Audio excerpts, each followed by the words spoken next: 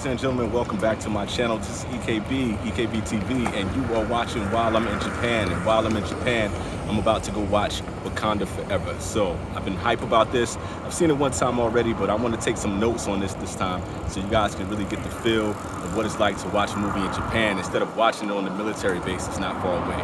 We're at the Kosuka Mall. This is Kosuka Mall in Yokosuka, Japan. You guys stay tuned. This is going to be dope. Let's go inside and watch.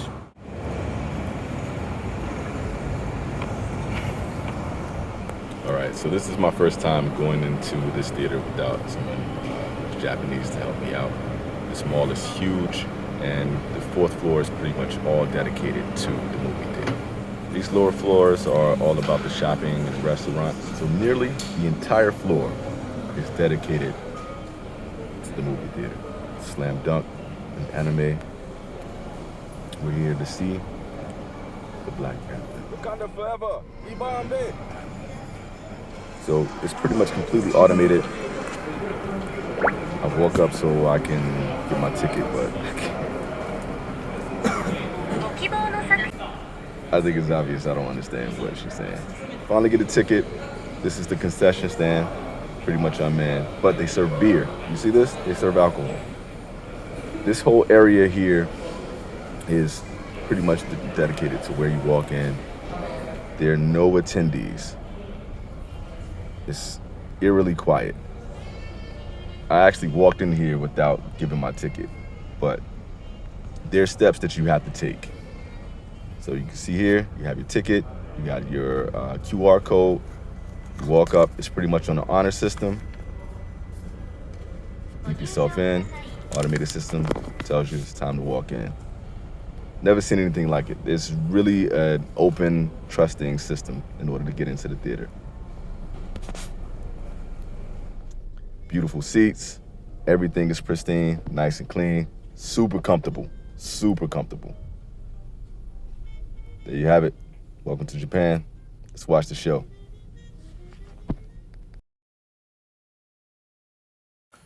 Okay, I know I'm cheating a little bit here. This channel is all about Japan. So I went to a movie in Japan to watch the Black Panther, just because I wanted to talk about this movie. So let's get into it. Be warned, there are spoilers going forward. I did not want to talk about this movie without being able to go in depth. So if you haven't seen the movie and you don't want to be spoiled, I know it's been some time, but don't watch this because I'm talking details here. So if we're getting into this, what we really want to talk about are the elephants that are in the room first. There are a lot of things that are affecting this movie, especially with the reviews, that need to be addressed before I get into any of my personal opinions.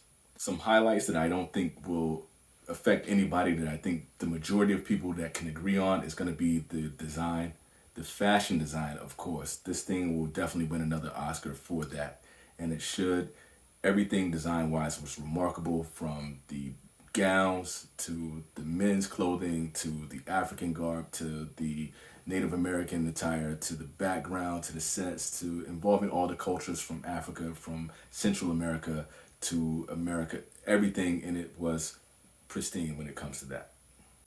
The acting was top-notch. Everybody's gonna rant and rave about Angela Bassett, and I hope that she actually wins an award for this. I highly doubt it, but there are so many actors, not just her, that did a fantastic job and could easily win an award, and I'm going to get into that in the detail further along in this. I also think that the box office is going to be huge for this movie, and it's going to continue to expand. I know now that there's some controversy with China, but I don't think that's going to affect anything in the long run. This movie should do well, even with all the things that's happening as far as the reviews. Now, as far as the reviews, I think what's really happening here is a lot of bias. People are bringing their bias because of what happened with Chadwick Boseman. Me personally, I am team recast T'Challa, and I was going into this movie with that, but I decided to let that go. Also, there's some issues that people have with the way Phase 4 is going. Some people enjoy the slapstick comedy. I cannot stand it personally. Some people are not happy with just the path that it's going. They think that it's becoming too silly, and it's affecting all the movies, including the Black Panther. everything that's happening around this, with the pacing of the movie, with the length of the movie, some of the choices that Ryan Coogler has made, some of the choices that Kevin Feige has made, I understand why this is affecting people, but I think that's also affecting how they see the movie, and they're not looking at some of the finer points and the storylines that go along with that. One thing that made that difficult, as mentioned before, was Chadwick Boseman's passing, and it's really difficult to really enjoy this movie if you are looking for your star and you're looking for your main character, and there's no way that he's ever going to be there. That changes your perception, and that changes the way you feel about the movie. Even before I got into the movie myself, I was really concerned about that. I thought it was no way this movie was going to be entertaining. It took me this entire time to kind of strip all of that away. The strength of the Black Panther has been stripped away. It took me some time to allow this to sink in and say this movie is gonna be okay without Chadwick. That's really hard to let go of. The man is a powerful actor. He fit the role perfectly, and there's a lot that came with that. This heavy weight that came with him being the Black Panther in a Black Panther movie. That being said, I think Ryan Coogler did a fantastic job with being able to take some of those elements out and put in some new elements and add some new characters in to tell a story in depth and create this whole new tapestry and this whole new layer and this whole background, a storyline with all the things that happen, from COVID, from cancer to delays, you name it, media presence. It's a lot of weight for a writer, a director, and a producer, and I think he handled it well. And that's a major part that goes into what I liked about this story and this movie. And I know that's some of the things that people have a lot of contention with. The whole thing about this movie is based on your lens and how you went into viewing this movie. Were you looking at this as about story beats? Were you going into this as it being an action movie? Were you going into this as being comic book accurate? All these biases are affecting how people see this movie. So for me personally, the story is what I'm all about. Do I think it's perfect? I absolutely do not. There are some parts of this that I cannot get into that took me out of the storyline, but the overview of how this was developed and how this was recreated and it made it within 6 months of this actual deadline is remarkable to me, and that's the part that I want to highlight the most. Now for me, Ryan Coogler actually went above and beyond with how he delivered this movie. And I have to take my hats off to him because of the difficulty of everything that I mentioned before, getting in the way and all the obstacles that he had to overcome in order to write this movie. I think he did a fantastic job. And I think that's what blew me away when I initially sat in the movie theater the first time and the second time watching this movie. The way he connected the dots is really what makes this a really phenomenal story. I know there's some beats with the pacing and some things that are non-believable, but this is a comic book movie that kind of comes with the territory.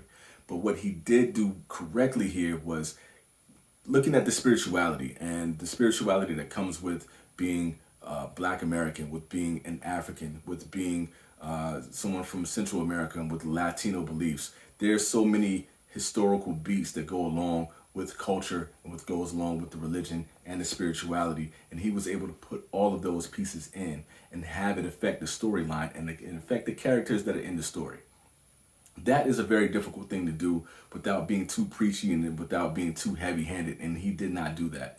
The subtlety in which he actually brought in everything. When it came to Chadwick Boseman's passing, and he's honoring Chadwick, but using Black culture and using African culture as a way to honor him with the funeral, with the design, with the clothing.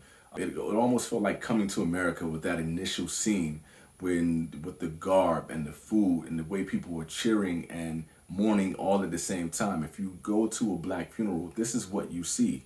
We eat, we praise, we celebrate, we mourn, but it also touches on the history of African spirituality, where there's this element that no one ever really dies. You become an ancestor. You become someone who is there to teach and to tell the story. That is brilliant, and that was done so perfectly to me. It touched on every actor that was involved with that, from Rwanda to Shuri to Okoye to Mbaku, everyone had this spiritual touch. And this is also for the telecom people. When you're talking about the Aztec and the Mayan cultures and the way they involved that spirituality in there as well, this affected Namor's story. And it showed the connection between these two cultures and how they came together and how they differed. And that is a powerful part of the story. And I'm glad he didn't overlook that. Also combining that with the science that goes along with this almost this pitting against two things, that science and religion can't coexist together, and that's a part of the story that had to do with the connection between the queen and Shuri. Shuri being this intelligent being who is very logic based, and she's almost at war with the traditions of the Wakandans, and she had to figure out how to exist and combine those things. It put her at war with her mom. It put her at war with M'Baku, and that carried on all the way from the original Black Panther to Wakanda Forever. That tells you right there that that underlying story was very important, and I like the way they utilized that with the conversation between M'Baku and Shuri on how she was able to mature, and all the stuff that has happened to her allow her to become a woman and to become a leader. And that's going to be very important when I get into more details about this story. When you see the maturity and the conversation between Shuri and her mom, the queen telling her all about these traditions and how she had to burn the garb, and that is going to mean something later on down the road. To see Shuri's reaction to that, as someone like myself who is agnostic, when you have this very logical and scientific belief, it's hard to stay within these traditions. But you also have this love for your culture and this history of where it came from. You battle with this war between God and this level of science and logic, and how can they coexist. That is part of Shuri's story. These things all tie into Namor and his story, how he came along, how he became a mutant, how his family became what they are, these ocean-dwelling people. The science and the spirituality is all tangled into that. And for Ryan and the writers to be able to tie all this together and make a cohesive story is actually really brilliant. And I'm glad they didn't leave this on the cutting room floor. That's something that people really should pay attention to.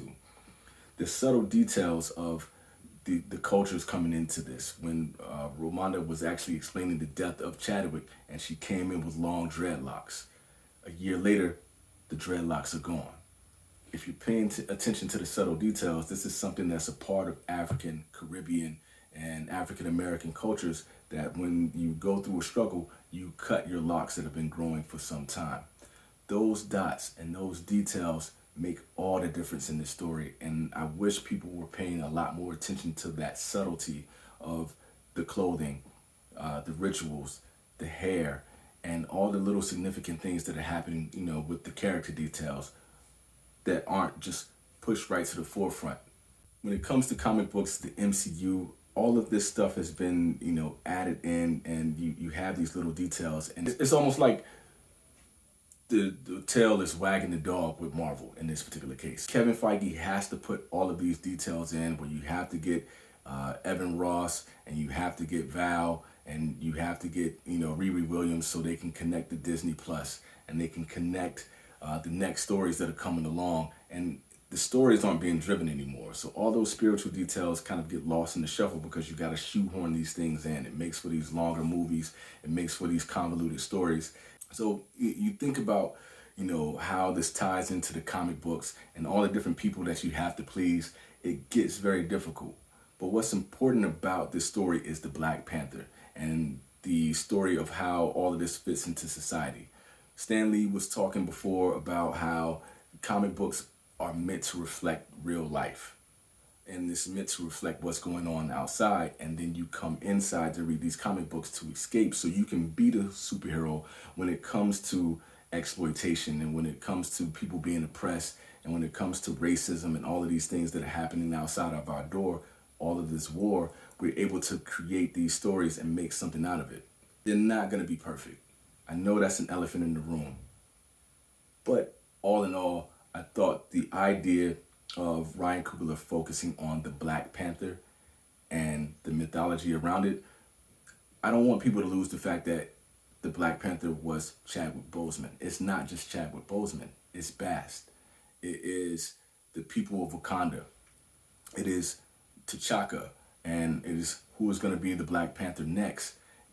The spirituality, the science, all of that comes into play with the Black Panther, and I think that is the most important detail that goes along with all of this. So one thing that affected a lot of people, that got people upset, was that Shuri became the Black Panther. I think this is the right decision. I know a lot of people wanted to be M'Baku. This is why I don't think it should be M'Baku. For me, M'Baku is a leader. He's very strong. He's was close to being able to defeat T'Challa and was going to be able to get the mantle of the Black Panther. But I don't think it's all about his strength. I think people are losing the fact that, Bast is controlling this from the outside. That's part of the spirituality. And the science and the leverage and the logic and being smart enough to handle this and also being able to be a leader. So he's able to lead his group and his tribe, but he doesn't get along with anyone. Everything he's saying, pretty much is, some kind of comedy or some kind of confrontation with other people. Oh, you bald-headed demon. Oh, this fishman. And everything that he's doing, is a joke, except when he was addressing Shuri. That was one of the best scenes when he was able to calm down to see how much power Shuri had. Outside of that, M'Baku is all strength. He doesn't have enough to lead everyone within this society. So that scratches him off. I don't think he would ever become the Black Panther in this particular sense. So who would be next? Most people were thinking Okoye. Okoye is so powerful. She's connected with the Queen. She was T'Challa's best friend other than Shuri. She was right there, a wonderful general. And I believe she's one of the best generals that is out there. But her decision making in spaces was not enough for her to become the Black Panther. I think that she was actually losing sight of, some of her directions, and that affected her. The conflict that she had with the Queen. That was one of the best scenes in the entire movie, but it kind of explained how difficult it was for her to be a complete leader. She wasn't able to handle being the leader of the Dora Milaje, so how is she going to be able to lead the entire country of Wakanda? I just don't think that role is meant for her. I don't think Bass would ever allow her to actually become the Black Panther. As powerful and as much fighting skills as she may have. There's Nakia, and most people were thinking that she should be there as well too. She's a war dog. She speaks all of these languages. She's strategic. She actually saved the princess. All very good points. But then again, they didn't see her as a Wakandan. She was constantly leaving the tribe and going off on her own. She wasn't stable enough to be a part of the tribe within itself. She is definitely a Wakandan, but there is this, element that she would always, have to take off and that she would run. There's no way that the Black Panther is not going to be present at all times. So for me, this leaves Shuri. Of course, we know in the comics that she was the Black Panther, so that was almost a given. But as far as to how this story is developing, she grew in this story. She saved everyone for the most part with her technology. But I also don't think her brother would allow her not to be a fighter. Do I think she would ever be as strong as the other three? No. But it could help with the power of the heart-shaped leaf. But at the same time, there's a level of strategy and intelligence that goes along with that. The pain that she suffered, she never left Wakanda. She never strayed away from her people, from her mother, from anyone. And she's able to combine now the spirituality and with the intelligence as well too. This makes her perfect to be the Black Panther in this sense. She can always grow as a fighter, but there's not many people that will be able to outsmart her. And the level of heart that she had was powerful with the connection to the throne, to the family lineage. I think that Bass would always see that she is the right choice to be the Black Panther. And I think Ryan Coogler wrote that perfectly, taking out some of the things with the tradition, having that be at war with the way the future is going, and giving her the opportunity. I think that worked perfectly. And I know a lot of people will contest that, but I will definitely stand by that. What I want to mention here is the acting, because all of this stuff, never would have worked without the level of acting that goes along with this movie. Angela Bassett is always going to get high praise, but I think Denai Guerrera should also be mentioned because of the level of acting that she had in the scenes with the Queen Mother were spectacular. The way she walked away after losing the Dora Milaje, those subtle details, the fear of crying and the emotion that she put on her face, those details are just superb acting and what made her stand out to me. Also, Letitia Wright. And people, were saying that she just wasn't a star for the show, and it felt like that she was, an opening act that was kind of taking over. I just feel like that is just lame, and once again, that's people, their bias is coming in. The way that she was able to show her love for her brother, for her mother, and the rage that was burning inside of her was fantastic. The scene that she had with Michael B. Jordan, which I will speak on a little bit more, was actually perfect because it connected her to the Black Panther and it gave her something to fight for and to fight against internally and externally. I thought that was absolutely brilliant, and the way that it was handled from the beginning to end, showing love for Chadwick in the role and also showing love for T'Challa in the role. It came through. That permeated in the role.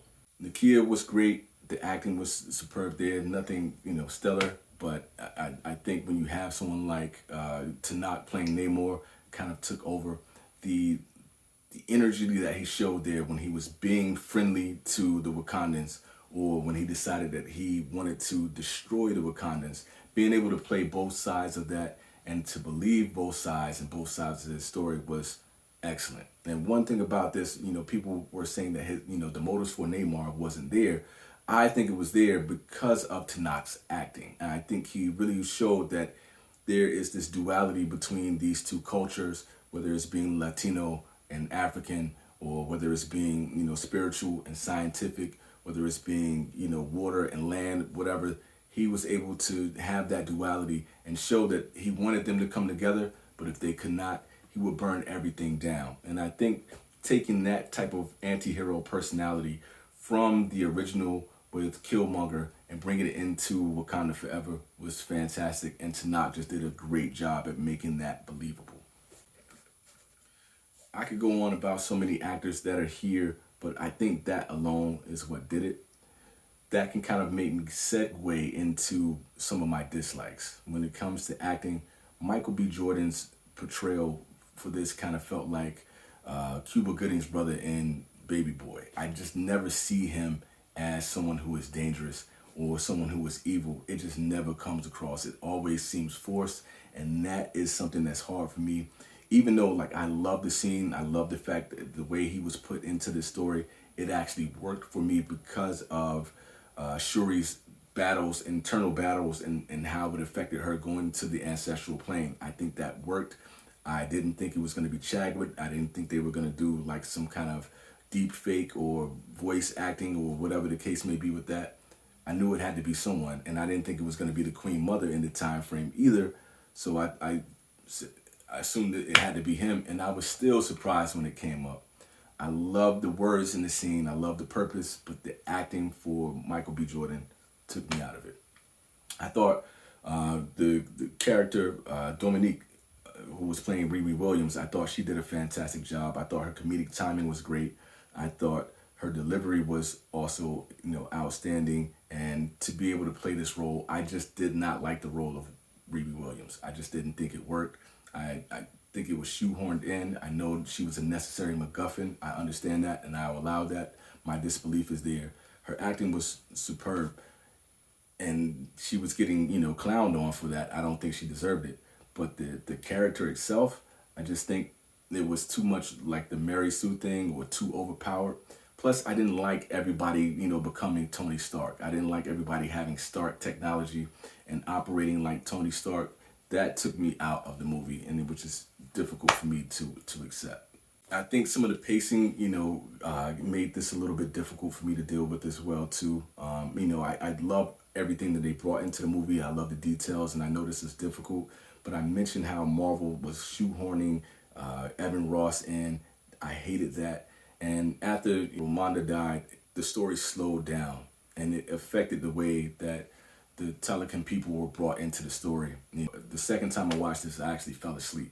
And as much as I enjoyed their powers, and I enjoyed, using the old history for the sirens and actually making people walk into the water, there were some inconsistencies as far as their breathing and getting shot and things like that. It was just like, I don't know how this is going to work out. And that final scene where they're fighting in the water didn't really make sense to me. I felt like that was shoehorned in. They could have had the Black Panther and Namor fighting specifically without having this whole, kind of back and forth thing. It just did not work for me. Those were things that I didn't like. I didn't think this thing was perfect. And with those things and the CGI, the way things looked during that time, the way things looked with the Black Panther, was it better than the original Black Panther CGI? Without a doubt, but it still was lacking something. And I know there's issues going on with Marvel and hiring people to be able to do the CGI effects and the time crunch. I understand all that, so I was able to let a lot of that go. That being said, for the most part, I enjoyed this movie, and I understand what people's gripes are. But once you take out the bias, and if you're able to kind of accept some of the technological issues that were going on with the movie and the pacing, but if you're just looking at the details, what Ryan had to work with, and the way he was connecting the story from the opposite ends of the spectrum and trying to bring people who had things in common with things that they didn't have in common, trying to bring them together, and how that creates war, how you can make peace from that if you really decide to work together. I thought that part was phenomenal. And the growth of Shuri becoming the Black Panther, facing grief and facing rage and the dysfunctionality of the family and trying to tie all of those things together, I thought that made it a great story. The MCU has gotten out of control when it comes to the comedy and slapstick and not being grounded. I thought Ryan Coogler was able to bring this down to earth. The acting was able to bring this down to earth. And it was actually able to live up to what Stan Lee talks about when it comes to comic books and what these stories are all about with society. That's a win for me. Do you agree or do you disagree? Let me know down in the comments. I would love to hear your feedback. This is what made me really enjoy the story, and it meant a lot to me to sit down and watch a Marvel movie that I can enjoy and not throw away the rest of the MCU. After Love and Thunder and the Multiverse of Madness, I was tapping out. I was almost done. It was too childish. It was too Disney. This kind of gave me a little bit of hope for the future. We shall see. Anyway, this has been EKB TV. This is my review on the Black Panther, Wakanda Forever. Tell me your thoughts. Oh, and be kind to your neighbors all over the world.